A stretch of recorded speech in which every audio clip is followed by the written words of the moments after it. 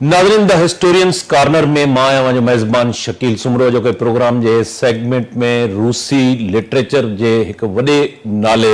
लियो Tolstoy जो classic novel है war and piece अजो के प्रोग्राम में पाण उन ते ॻाल्हाईंदासूं, उन जो रिव्यू पेश कंदासूं। नेपोलियन वॉर्स का वठी रूसी समाज ताईं उन जे पस मंज़र में लिखियल ही क्लासिक नावेल केतिरनि ई ॿोलियुनि में तर्जुमो थी सघियो आहे। दुनिया जे मुख़्तलिफ़ जेके ॿोलियूं आहिनि ॻाल्हाईंदड़ आहिनि उन्हनि हिन नावेल के तमामु घणी पज़ीराई ॾिनी आहे। हिन नावेल जे मुख़्तलिफ़ पासनि ते पाण ॻाल्हाईंदासूं। उन खां सवाइ हिन नावेल जो जेको ऑथर आहे लियो टॉलस्टॉय जो के प्रोग्राम में उन जी जेका ज़िंदगी आहे उन ते बि उन जी शख़्सियत ते बि रोशनी विझंदासूं। प्रोग्राम में असांखे जॉइन कियो आहे सेनेटर डॉक्टर करीम ख्वाजा साहब। डॉक्टर साहब हिन खां पहिरें बि मुख़्तलिफ़ जेके हिस्ट्री जा तारीख़ जा प्रोग्राम थिया आहिनि ऐं ख़ासि तौर ते जेके क्लासिक बुक्स आहिनि उन जो रिव्यू ऐं एनालिसिस पेश कंदा रहिया आहिनि। ऐं अॼो के प्रोग्राम में सेगमेंट में असां लियो टॉलस्टॉय जो शाहकार classic novel War and Peace ते ॻाल्हाईंदासूं। डॉक्टर साहब के प्रोग्राम में भलीकार चऊं था। डॉक्टर साहब अॼोके प्रोग्राम जे सेगमेंट में रूसी लिटरेचर जो हिकिड़ो वॾो नालो जेको आहे लियो टॉलस्टॉय ऐं उन जे शाहकार नावेल जेको वॉर एंड पीस ते पाण ॻाल्हाईंदासूं। मां चाहींदुसि त पहिरें लियो टॉलस्टॉय जी जेका ज़िंदगी आहे किथे पैदा थियो, हुन केतिरा किताब लिखिया ऐं पोइ मां चाहींदुसि त वॉर एंड पीस ते पाण ॻाल्हायूं। शकील साईं महिरबानी तव्हांजी। ही लियो टॉलस्टॉय जो जेको आहे सो जग मशहूरु नावल आहे वॉर एंड पीस जेका लॻभॻि 1350 सफ़नि ते आहे। थर्ड ईयर MBBS में आउं होसि तॾहिं मूं पढ़ियो, उन वक़्तु मूंखे 2-3 महीना लॻा। हाणे वरी मूं उनखे रीड कयो त मूंखे 15-20 ॾींहं लॻा। सो हाणे इहो नावल बि तव्हां चई सघो था, हिन खे तारीख़ चई सघो था, हिन खे फ़िलसफ़ो बि चई सघो था, हिन में कल्चर जो तसाद ऐं मिलाप, हिन में मोहबत ऐं नफ़रत, इंतकाम, ख़ूबसूरती, रिवेंज, दुश्मनी ऐं सभ खां वॾी ॻाल्हि आहे त हर मौज़ू ते डिस्कस कयो आहे। इहो हिन खे तव्हां छा नालो ईंदो, एपिक चवंदो, नावल चवंदो, छा चवंदो, अञा ताईं माण्हू हिन ते डिस्कस पिया कनि। लियो टॉलस्टॉय जेको आहे सो रशियन नावलिस्ट हो। इन जो नालो हो लियो निकोलाएविच टॉलस्टॉय, पर हिनखे लियो टॉलस्टॉय करे यादि कयो वेंदो आहे। इहो 9 सितंबर में पैदा थियो ऐं 9 सितंबर 1828 ऐं नवंबर 1910 में 82 ईयर्स जी उमिरि में इंतकाल करे वियो। ऐं हीउ जेको आहे सो हिकिड़े ख़ुशहाल घराने में पैदा थियो ऐं जो वालिद जी नंढपण में इंतकाल थी वियो, पोइ हिनखे मिट माइटनि पालियो ऐं हीअ एजुकेशन मुकमल कोन कई ऐं आवारागर्दी जा वक़्तु बि गुज़ारियो हिन जुआ ऐं ॿी चीज़नि में, नशनि में। उन खां पोइ जेको आहे सो जेको आहे सो क्रीमिया वॉर जेको अॼुकल्ह हले पई रशिया तरफ़ां उनमें बि शरीक थियो ऐं उन खां पोइ हिन जी शादी थी वई सोफिया नाले सां। हिन जी घरवारी हुई, नोबेलिटी सां तालुक़ हो ऐं उहा वरी हुन जे लाइ हथ वधाईंदी रही। हिन खे टोटल 13 बच्चा थिया जंहिंमें 5 बच्चा इंतकाल करे विया। शादी हुई, हिकिड़ी शादी हुई ऐं आख़िर ताईं वई हुई ऐं पंहिंजो हिन लिख पढ़ शुरू कई। ऐं ही नावल जेको आहे सो हिन जेको आहे सो असल में हिन 1850-60 में सोचियो त आउं जेके रशिया में जेके वञे छा जो हिन जो जेको ॻोठु हो साइबेरिया जो हिसो हो, अच्छा, जिते ही पैदा थियो।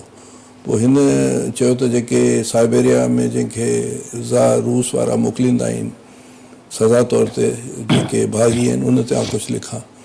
पोइ हिन लिखणु शुरू कयो। भले 5 साल हिनखे लॻा हिन नावल लिखण में ऐं वञी करे इहा नावल थी। हिन में उनजो ज़िक्र कान्हे, पर हिन सोचियो त 1805 खां शुरू कयां ऐं 1812 ताईं उन में सॼी स्टोरी समायल आहे जेको आउं तव्हांजे साम्हूं बयानु कंदुसि। ऐं हीउ जेको आहे सो हिन जी सोचूं या ख़्यालात जो बि अॻिते हली करे आउं ज़िक्र कंदुसि त हीउ पैसिफिस्ट हो, हीउ नॉन वायलेंट चीज़ुनि ते यकीन कंदो। इन जी फ़िलसफ़े जे करे महात्मा गांधी बि इन तां इंस्पायर थियो ऐं जेको आहे सो ॿिया जेके आहिनि मार्टिन ल्यूथर किंग जूनियर जेको सही। अमेरिका में कारनि जे लाइ स्ट्रगल कई, उहो बि हुन सां मुतासिर थियो, ॿिया माण्हू बि थिया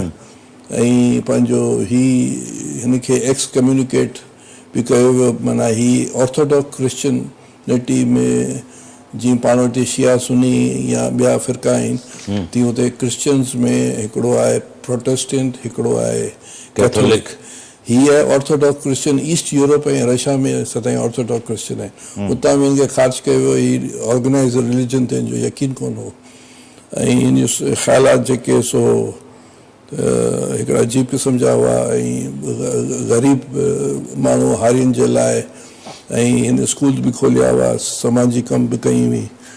हाणे आऊं हिन जी जेके असां वटि सिंधी ऐं उर्दू में जेके ट्रांसलेशन्स आहिनि, त लियो टॉलस्टॉय जो जंग और अमन शायदि हमीद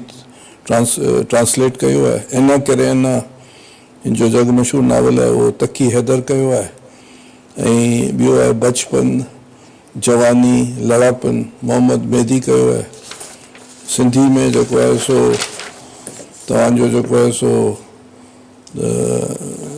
जेको आहे सिंधी नावल इश्क जेको हिन जो नावल आहे उहो मुस्तफ़ा नंगराज कयो आहे ऐं 1985 में जंग ऐं अमन जेको आहे सो बिहारी लाल कयो आहे सिंधी में। अहिड़े नमूने नेठ छा कजे टॉलस्टॉय जो 1994 में नूरदीन सरकी कयो आहे।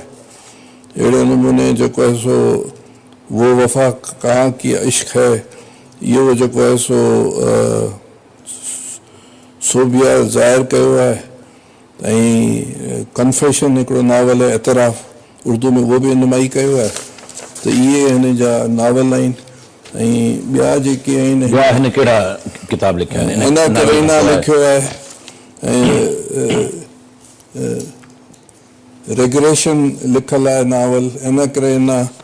ऐं हिन जेको आहे 14 खनि नावल लिखिया आहिनि। आखिरी जूं जाम लिखियूं आहिनि stories. 3 question, the coffee house of Surat, Surat Hindustan जी ॻाल्हि पियो कयां, जॾहिं how much land does the man need, माण्हू खे केतिरी ज़मीन ज़रूरत आहे। 3 क्वेश्चन, लातादाद हिन जेके सो चीज़ूं लिखियूं आहिनि ऐं हीअ जेको नावल आहे जग मशहूरु जेके हिन जा जेके नावल आहिनि, हिकिड़ो आहे एवन इलियस, एना करेना ऐं लियो वॉर एंड पीस। इहे हिन जा 2 मशहूरु नावल आहिनि। हाणे हिन में कम से कम 560 या 75 किरदार आहिनि, पर हिन में स्टोरी जेका स्टार्ट थिए थी उहो वरी आख़िर में तव्हांखे 2 मिंट मूंखे ॾिजो त हीअ कुझु पढ़ी बि ॿुधाईंदुसि। ठीकु। हाणे हीअ जेका स्टोरी आहे इहो ईअं स्टार्ट थी थिए त हिन में हिस्ट्री समायल आहे, फ़िलसफ़ो समायल आहे। चाहे जॾहिं एपीलॉग जेको आख़िर में उहो लिखे थो त उहो एपीलॉग में सॼो फ़िलसफ़ो हिस्ट्री हिन में जेको आहे सो हिकिड़ा त 5 फैमिलीज़ जो ज़िक्र आहे जेके एरिस्टोक्रेटिक फैमिली ऑफ रशिया आहे, उन्हनि जो ज़िक्र आहे जंहिंमें हिकिड़ी फैमिली जो जेको आहे जेको किरदारु आहे बेज़नॉफ वक़्त जेका फैमिली आहे उनजो आहे पियर्स किरदारु आहे मेन, जेको हिकिड़ो नाजाइज़ पुटु आहे, पर हू जॾहिं जो पीउ जॾहिं गुज़ारे वेंदो आहे त हू हुनखे सॼी प्रॉपर्टी करे वेंदो आहे त हुनखे माशरे में मुक़ाम मिलंदो आहे। ॿियो आहे प्रिंस निकोलाई एंड्रियो, इहो वॉलेस्की फैमिली जो आहे। ॿियो रस्टोवेट फैमिली आहे जंहिंमें नताशा आहे, निकोलाई आहे, इहे 2 जेके ऐं सोफिया, इहे किरदार आहिनि ऐं ॿिया जेके बि आहिनि, पर इहे जेके 4-5 किरदार इहे 4 आहिनि जंहिं ते सॼी स्टोरी दारोमदार आहे। हाणे हीअ जेको नावल आहे मिसाल तौर ते हीअ जेको स्टार्ट ई जेको आहे सो इहो ई थो थिए इन नावल में त हीअ पार्ट 1 में त हिकिड़ो ज़ार जी दरबार में जेका प्रिंस ऐं हिकु जेको प्रिंस आहे पाण में डिस्कस पिया कनि, जंहिंमें उहा चए थी त जेको आहे सो नेपोलियन एंटी क्राइस्ट आहे ऐं नेपोलियन जेको आहे सो यूरोप खे तबाह पियो करे ऐं जेका ॿी हिकु इम्पोर्टेंट ॻाल्हि जेके हिन में फ्रेंच लफ़्ज़ लिखियलु आहे जंहिंमें हू चवनि था त असल में छा आहे जो जेको कैथरीन जेका एम्परर हुई रशिया जी या हिकिड़ो टाइम पीरियड अहिड़ो रशिया जो जेसि ताईं 1912 या 15 ताईं उते जेको सो फ्रेंच ज़बान फ्रेंच कल्चर उन्हनि एडॉप्ट कयो हो तो जेके बि माण्हू हूंदा हुआ उहे पेरिस वेंदा हुआ जिते फ्रेंच ज़बान बि सिखंदा हुआ फ्रांस वधीक इहो कैथरीन जे दौर में या ज़ार कैथरीन बि ज़ार ई हुई उनजी हुक्मरान हुई जेका माई हुई सही पोइ वरी जेको आहे जंहिं वक़्तु ही जेको नावल लिखे पियो उन वक़्तु एलेक्जेंडर वन ज़ार जो हुक्मरान हो सही ऐं ही जेके उते दरबार में जेके ॻाल्हियूं पियूं थियनि के पार्टी में ज़ार रूस जे दरबार में त हू चवनि था त बाबा ही एंटी क्राइस्ट आहे नेपोलियन इन करे हिन जो मुक़ाबिलो रूस करे सघे थो उन ज़माने में मज़बूत हिकिड़ी रूस हूंदी हुई ॿी ऑस्ट्रिया हूंदी हुई ऑस्ट्रिया ऐं टियों इंग्लैंड वारा हूंदा हुआ ऐं जर्मन्स पर्शिया जे नाले सां हुआ पर एतिरा स्ट्रॉन्ग कोन हुआ हू चवंदा आहिनि त बाबा ही यूरोप असांखे साथ कोन ॾींदो जीअं हींअर तव्हां ॾिसो पिया रूस ऐं इहा ॻाल्हि उन वक़्त जी बि हुई यूरोप ऐं रूस यूरोप कॾहिं बि रूस जो साथ कोन ॾींदो हीअ चवनि था हिन नावल में लिखियलु आहे ऐं असांखे ई जेको ज़ार रूस खे ई नेपोलियन खे रोकणो आहे एंटी क्राइस्ट छो थो चए इन करे चए थो हिन नावल में सभु चीज़ूं लिखियलु आहिनि हू चए थो त बाबा ही जेको इनकलाब फ्रांस आयो आहे जंहिंमें बादशाह खे फांसी ॾेई वई आहे ऐं उनजे रद्दमल खां उन खां पोइ जेको नेपोलियन आयो आहे नेपोलियन सभिनी खे शिकस्त पियो ॾिए इटली खे बि ॾिनी शिकस्त यूरोप जे जेके ॿिया पावर्स आहिनि उनखे शिकस्त ॾिनी आहे हाणे हीउ जेको आहे सो हिनखे रोकियो न त हीउ रशिया ते बि ईंदो ऐं हिनखे जेको आहे सो रोकणु तमामु ज़रूरी आहे हाणे इहो आहे स्टार्ट ईअं थी थिए नावल जी अच्छा उन खां पोइ हीअ ॾेखारीनि था त हीअ जेके हिन में जेके किरदार आहिनि जंहिंमें प्रिंस एंड्रयू जेको आहे उहो जेको आहे सो वॾी फैमिली जो हूंदो आहे उनजो पीउ तमामु सख़्तगीर हूंदो आहे ऐं उन जी हिकिड़ी शादी थींदी आहे पर उन घरवारी सां उहो ख़ुशि कोन हूंदो आहे ऐं हीउ जेको आहे सो पहिरें जेको आहे सो हिकु नाजाइज़ औलाद हूंदी आहे पर मरण खां वक़्तु हुनजो पीउ सभु कुझु ॾेई वेंदो आहे त हिनखे माशरे में सुठो मुक़ाम मिलंदो आहे हाणे उन खां पोइ हिन ई जेका नताशा आहे रोसवेट फैमिली जी आहे नताशा जो पीउ जेको आहे उहो वॾो जुआरी आहे ऐं उहो आहे त पैसे वारी फैमिली पर माना उहो जुआ में अयाशी में हिन जो पीउ जाइदाद पियो वञाए त इहे सॼी ऐं हिन जो जेको भाउ आहे निकोलाए त हिन जी माउ जेका चए थी नताशा जी भई तव्हां सां शादी कयो पैसे वारे मां सां जेकी प्रॉपर्टी वञनि पियूं त हाणे जेको आहे सो 1805 में ऑस्ट्रिया में वॉर थी थिए फ्रेंच ऐं रशियन जी ऐं ऑस्ट्रिया बि हूंदो आहे उन सां गॾु जर्मन्स बि हूंदा आहिनि उन सां गॾु उन वॉर में हीउ जेको आहे सो निकोलाए वेंदो आहे प्रिंस निकोलाए इन वॉर में वेंदो आहे एंड्रिक त उन वॉर में जेको आहे सो हीउ ज़ख़्मी थी वेंदो आहे हीउ पट ते पियो हूंदो आहे हीउ जॾहिं पट ते पियो हूंदो आहे त उतां नेपोलियन पंहिंजनि माण्हुनि खे ॾिसंदो आहे ऐं नेपोलियन जेको आहे सो अची करे उनखे खणंदो आहे ऐं पंहिंजनि सिपाहियुनि खे चवंदो आहे त बाबा हिन जो इलाजु करायो त हीउ हीउ जेको प्रिंस निकोलाए हुन सां जेको सो नफ़रत कंदो आहे पर पोइ बि नफ़रत कंदो आहे पर हिनखे जेको आहे सो हिनखे वठी वेंदा आहिनि ॿियो त नेपोलियन जे बारे में लिखियलु आहे त नेपोलियन जेको आहे सो जेके माण्हू जलबा हुआ उनखे मारे छॾींदो हुओ इहा हुनजी नेपोलियन जे बारे में लिखियलु आहे नेपोलियन जी गुफ़्तगू हिते पोइ आउं तव्हांखे आख़िर में ॿुधाईंदुसि मुख़्तलिफ़ चीज़ूं आहिनि इन द मीन टाइम जेको आहे सो हीउ वरी जंग हारजी वेंदा आहिनि ऐं एलेक्जेंडर जेको वन हूंदो आहे उनजो हिते वाक़ियो लिखियलु आहे त हीउ रोसवेट फैमिली जो जेको पुटु आहे उहो जेको आहे सो इनखे ॾिसंदो आहे त जेको भॼंदो आहे एलेक्जेंडर नेपोलियन जी हार खां पोइ वरी उहो कंहिं दरख़्त जे हेठि वेंदो आहे सिपाही बीठा हूंदा आहे इहो रोअंदो पियो आहे त असां हारजी विया आहियूं ऐं पोइ 2 सालनि खां पोइ नेपोलियन ऐं पंहिंजो ज़ार रूस जी पाण में ठाह बि थींदो आहे जंहिंमें गिफ्ट विफ्ट बि ॾींदा आहिनि इन द मीन टाइम ही जेको आहे सो पंहिंजो प्रिंस निकोलाई बीमार हूंदो आहे, एंड्रिक नेपोलियन जेको प्रिंस निकोलाई एंड्रिक जेको बीमार थींदो आहे, पोइ जॾहिं मोटी ईंदो आहे पेरिस में, सॉरी पंहिंजो सेंट पीटर्सबर्ग्स में, पोइ वरी जेको आहे सो जॾहिं पुॼंदो आहे त ख़बर पवंदी आहे त हिनजी घरवारी जो इंतकाल पियो थिए, हुन हिकिड़े पुट खे जनमु ॾिनी आहे। पोइ इन पुट खे जेको आहे सो हुनजी जेका आहे भेण आहे उहो पालींदी आहे, उहो बि गैर शादी पिट्रिया नालो आहे, पर उहो जेको आहे सो हुनखे पालींदी आहे। ऐं इन द मीन टाइम जेको आहे सो ही इन फैमिली में नताशा जेका आहे सा 13 साल जी हूंदी आहे पर वॾी थी वेंदी आहे, ऐं हू तमामु रशा जी औरत जी जहिड़े नमूने हुन वक़्त जी हुयूं उहे ॾेखारींदा आहिनि। पोइ जेको पीअर आहे इन जी जेका शादी थींदी आहे जंहिं माई सां, उहा माई जेका आहे सा उहो जेका आहे सा डिसलॉयल हूंदी आहे, हुनजो ॿिए कंहिंसां अफेयर हूंदो आहे, त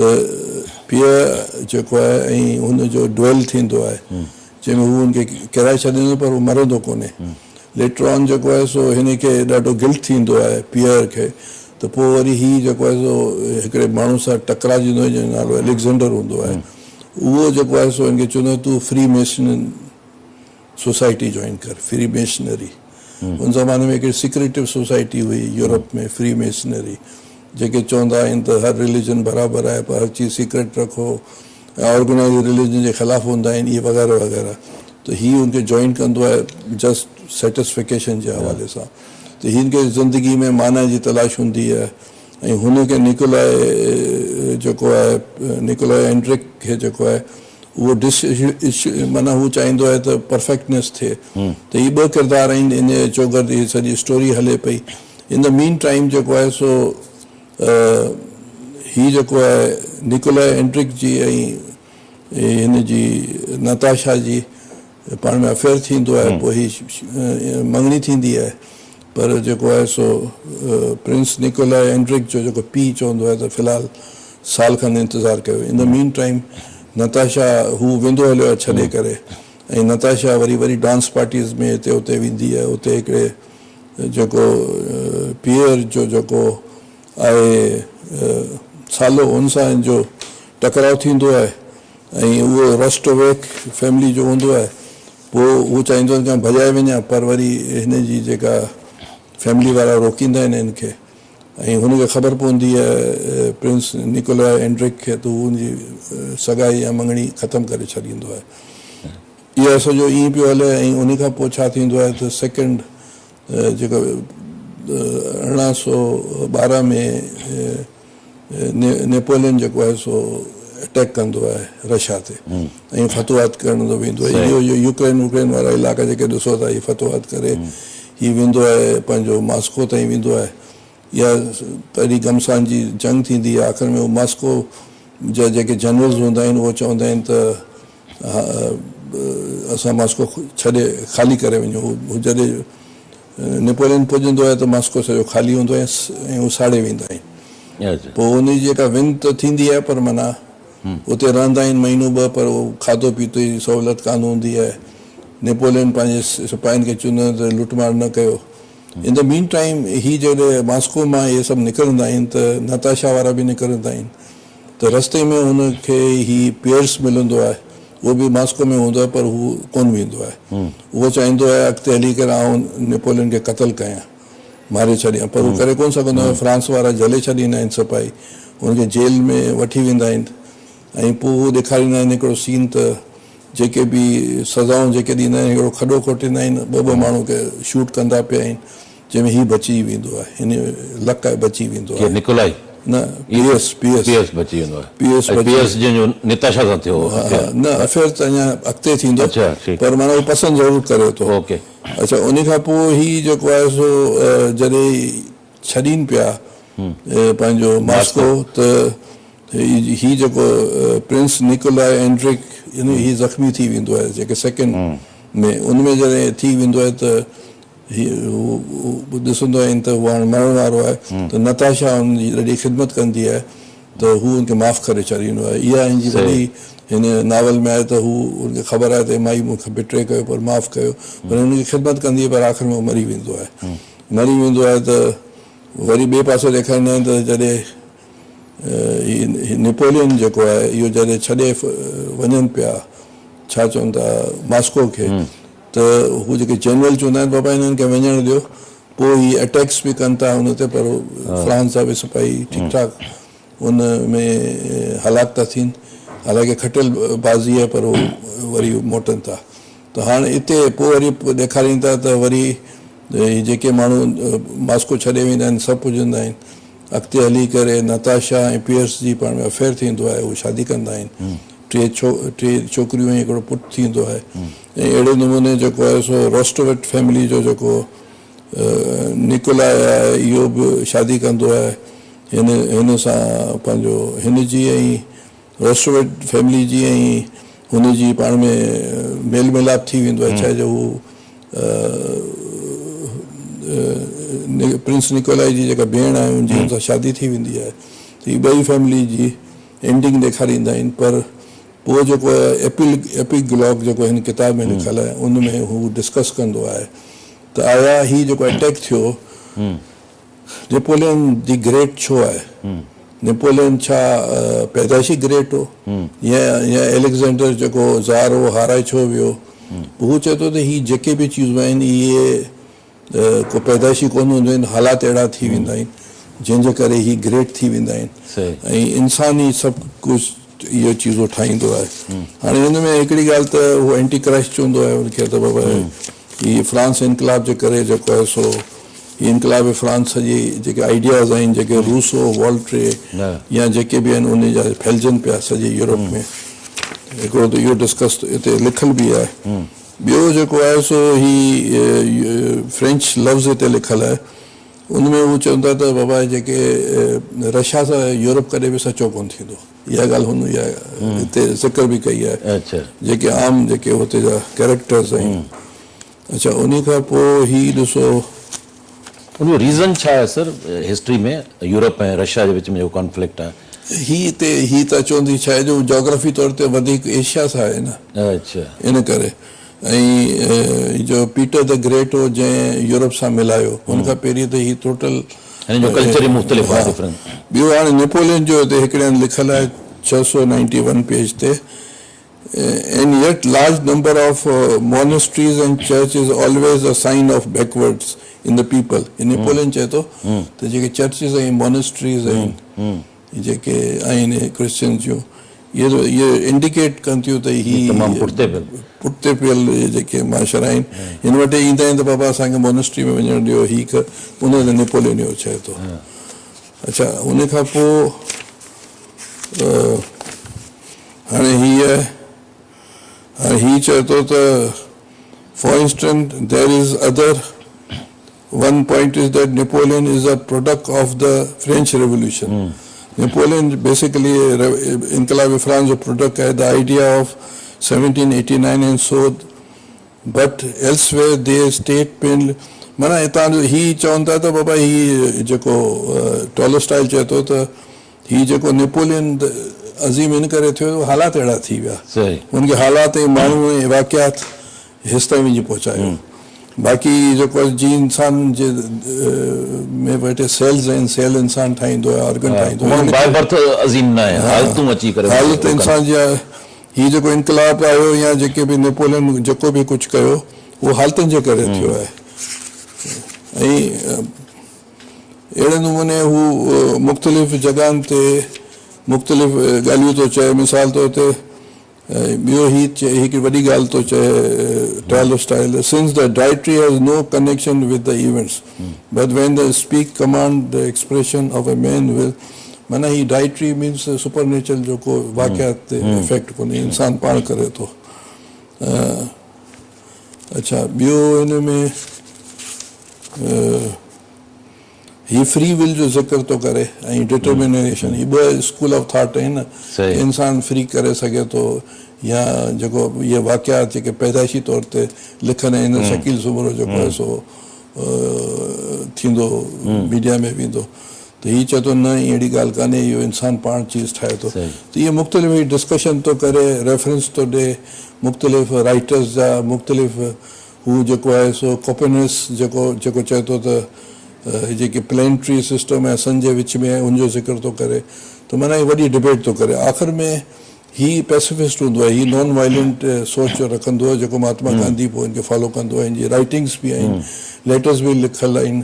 महात्मा गांधी जा हिनखे। ॿियो जेको आहे सो ही आख़िरी उमिरि में ही घर छॾे थो ॾे, ही चए थो जेका प्रॉपर्टी आहे हर हिन खे ॾेई छॾियां। हिनजी घरवारी राज़ी कोन हूंदी आहे, उहो चवंदी आहे त पंहिंजा बच्चा आहिनि 8-9, हिनखे कीअं पालींदासीं, पोइ घर छॾे वेंदो थो हले, ऐं पोइ वरी रेलवे स्टेशन में हिनजो इंतकाल थो थी वञे, उते माण्हू हज़ार इकट्ठा था थी वञनि, ऐं अहिड़े नमूने हिनजी सॼी स्टोरी आहे। डॉक्टर साहब, हिन में जीअं तव्हां तफ़सील सां हिकिड़ो ज़िक्र कयो, मुख़्तलिफ़ जेके कैरेक्टर आहिनि उनमें जंग जो बि ज़िक्र आहे, अमुन जो बि ज़िक्र आहे, प्यार बि आहे, मोहबत बि आहे, अमुन अहिंसा बि आहे। त हिन में 1805 खां 12 ताईं तव्हां ॿुधायो। ही जेका नावल आहे हिन लिखी त 1850 या उन खां पोइ आहे, पर इन दौर जे अंदरि ही पाण 1828 में पैदा थियो आहे। हा बिल्कुलु। त इन दौर जे अंदरि ज़ाहिर आहे जॾहिं ही फौत थियो आहे त उहो 1910 में थियो आहे, 1917 में इनकलाब आयो आहे। इनकलाब 1905 में बि इनकलाब आयो, 5 में बि नाकाम इनकलाब। उनजो को सोशलिस्ट इनकलाब जो किथे हिननि जो लिंक लेनिन सां मुलाक़ात, ट्रॉट्स्की सां या पॉलिटिकल टालिस्टा जे हवाले सां मां चवां थो। 1805 खां 1812 में तो लेनिन पैदा थियो। न उहो न टालिस्टा जी ज़िंदगी जे हवाले सां। टॉलस्टॉय जी ज़िंदगी में इहो आहे त टॉलस्टॉय जेको आहे इन ख़्याल जो हो त जेके यूटोपियन सोशलिज़म जे ख़्याल जो हो, ऐं उहो चवंदो त बाबा जेके बि ज़मींदार आहिनि, जेके बि पैसे वारा माण्हू आहिनि, उहो हारियुनि ते ऐं जेको आहे सो उन्हनि ते ख़र्च कनि, उनजो ख़्यालु इहो हो। ऐं हुन जेको तक़रीबन राइटिंग्स जेके लिखियूं आहिनि, इन करे न जेको आहे सो उहो बि सोशल इशू ते आहे। हिकिड़ी माई आहे जंहिंजी शादी थिए थी, वरी उहा माई वरी ॿिए के माण्हू सां मोहबत कंदी आहे ऐं उन सां गॾु रहंदी आहे, उनजो हस्बैंड उनखे नज़रअंदाज़ कोन कंदो आहे, माफ़ करे छॾींदो, आख़िर में उहा माई ख़ुदकुशी कंदी आहे। इहा वॾी मशहूरु नावल आहे। हाणे हीअ जेको वॉर एंड पीस आहे, हिन करे आहे तव्हांखे फिल्म बि मिलंदी, ड्रामास बि मिलंदा, मूवीज़ बि ठहियल आहिनि, ठीकु आहे न, उहो तव्हां ॾिसी सघो था जिते बि। अच्छा, ॿियो जेको समाजी मसइलनि ते हुन जेको आहे सो पंहिंजा व्यूज़ ॾिना आहिनि। ज़रूरी न आहे त हर को माण्हू सोशलिस्ट हुजे, कम्युनिस्ट हुजे, लेनिन हुजे, फलाणो हुजे, हर माण्हू पंहिंजे हिसाब सां लिखंदो आहे। बिल्कुलु। नेपोलियन जे हवाले सां जीअं वार जो ज़िक्र कयो आहे, उन दौर जे अंदरि साॻियो वरी सेम मुंहिंजो सुवालु हूंदो 1805-12, त छा उन दौर में फ्रांस वाकई एतिरो एडवांस हुयो जेको हिन चयो आहे त चर्च खे ॾिसी करे लॻे थो त समाज जेको आहे हिन जो पुठिते पियल आहे। ही उते जॾहिं फर्स्ट जेका 1805 में जॾहिं ही ऑस्ट्रियन वॉर जेका थींदी आहे, जंहिंमें ऑस्ट्रिया, जर्मनी कोन हो लफ़्ज़, पर्शिया हो, ऐं पंहिंजो ॿिया जेके हुआ, ऐं वर्सिस रूस जंग पई थिए, फ्रांस जंग पई थिए, त उते हू के ईंदा आहिनि पादरी त असांखे वञणु ॾे, जंहिं ते हुन इहो रिमार्क्स ॾींदो आहे। त हिते मुख़्तलिफ़ वक़्तनि में जेको नेपोलियन जेको ॻाल्हाए पियो, जीअं एंड्रिक प्रिंस निकोलाई ज़ख़्मी थी वेंदो आहे त उहो त रशिया जो हूंदो आहे, पर हू ॾिसंदो आहे त हीअ आहे नेपोलियन घोड़े ते ईंदो आहे, पंहिंजनि माण्हुनि खे चवंदो हिन खे बि वठी वञो, इलाजु कयो, त हू ॾिसंदो आहे हुनखे। त अहिड़े नमूने मुख़्तलिफ़ वक़्तनि में हिन नावल में जेको नेपोलियन ॻाल्हाए पियो या नेपोलियन जेको कमु पियो करे, मसलन हुन मैसेकर कंदो आहे जेके जेके जंगी कैदियुनि जो या जेके ॿियूं चीज़ूं आहिनि, उनजो ज़िक्र आहे। जेको रशिया जो जेको माशरे में हू वधीक मज़हबी आहिनि, ऑर्थोडॉक्स क्रिश्चियन आहिनि, हू सम्झंदा आहिनि त फ्रांस वारो जेको इनकलाब जो सॼी यूरोप में फैले पियो, रशिया में फैले पियो। ॾिसो न, नेपोलियन खे इन चीज़ जो प्लस वञे थो त नेपोलियन त हिते बि आयो, किथे पंहिंजो इजिप्ट में बि आयो, ऐं यूरोप जे हद हंधि वियो। त ॿियो कुझु न त छोकी इनकलाब फ्रांस जा जेके आइडियाज़ हुआ, रूसे जा, वॉल्टेयर जा या ॿियनि जा, उहे फैलिया, जॉन लॉक जा या मुख़्तलिफ़। त इन जे करे उथल पुथल ठही, जेके जंहिंजा असरात अॻिते हली करे फ्रांस में बि थिया ऐं इवन सोवियत यूनियन ते बि थिया, पर पर पहिरीं जेको आहे सोवियत यूनियन वारनि वटि उन वक़्तु 1800 समथिंग खां पहिरीं उते फ्रेंच ज़बान ऐं फ्रेंच कल्चर खे अडॉप्ट कयो वियो हो। कैथरीन जेका हुक्मरान हुई ज़ार रूस जी, पर पोइ वरी जॾहिं ही वॉर खां पोइ वरी हू रशियन लैंग्वेज ते अची विया। जी फिरदौसी अहिड़े नमूने पोइ ही जेका last question sir, programme wind up तरफ़ वञूं था पिया। हिन वॉर एंड पीस जो जेको ज़ाहिर आहे त क्लासिक नावेल आहे, उनजो खोड़ सारनि ॿोलियुनि में तर्जुमो बि थियो आहे, हिन जो थीम ऐं हिन जो मैसेज छा आहे? हिन जो मैसेज यूनिवर्सल मैसेज आहे। हिन में जेको आहे सो इंसान जेको सो सोचे ऐं इंसान नयूं चीज़ूं एडॉप्ट करे ऐं पुराणी चीज़नि खे उहो डिफर करे ऐं डिस्कशन जो रेशनैलिटी जो ज़िक्र कई आहे ऐं ॿियूं चीज़ूं बि ज़िक्र कयूं आहिनि जेके यूनिवर्सल आइडियाज़ आहिनि। टाइमलेस क़िस्म जा जेके आहिनि फिल्मूं हूंदियूं आहिनि, टाइमलेस नावल्स हूंदा आहिनि, टाइमलेस गाना हूंदा आहिनि जेके वक़्त खे छॾे करे अॼु पाण 50-100 साल वारा गाना बि ॿुधंदा आहियूं, फिल्मूं बि ॾिसंदा आहियूं, नावल्स बि पढ़ंदा आहियूं। टाइमलेस क़िस्म जा जेके पोएट बि हूंदा आहिनि। त अहिड़े नमूने ही बि उहे थीम्स आहिनि। ऐं हिन ही त जहिड़े नमूने चार्ल्स डिकन आहे, शेक्सपियर आहे, डोस्टोयेव्स्की आहे रशियन जो, या ही आहे, त इहे बि अहिड़े नमूने जा जेके राइटर, स्टोरी राइटर, नावल जी इलाही सुठी सुठी जेको आहे सो सूरत इंडिया ते बि हुन जेको आहे सो हिकिड़ो कॉफ़ी हाउस ऑफ सूरत करे हिकिड़ो लिखियो आहे, त उहो बि पढ़ियो आहे, तमामु सुठो आहे। टाइम पाण खे कोन हो एतिरो। महिरबानी डॉक्टर सेनेटर करीम ख्वाजा साहब। डॉक्टर साहब, लियो टॉलस्टॉय जो जेको क्लासिक नावेल आहे वॉर एंड पीस, उन्हनि जे मुख़्तलिफ़ जेके किरदार आहिनि, उनजो जेको थीम आहे, उनजो जेको प्लॉट आहे, उनजो जेको मैसेज आहे, नेपोलियन वॉर्स जे हवाले सां उतां जी सोसाइटी, समाज, ज़ार बादशाह, कैथरीन, उनजे मुख़्तलिफ़ पासनि ते ॻाल्हायो। हिते प्रोग्राम जो वक़्तु पुॼाणी खे पहुतो। डॉक्टर साहब, तव्हांजी महिरबानी। नाज़रीन, ईंदड़ प्रोग्राम ताईं पंहिंजे मेज़बान शकील सुमरो खे इजाज़त ॾींदा। अल्लाह वाहे।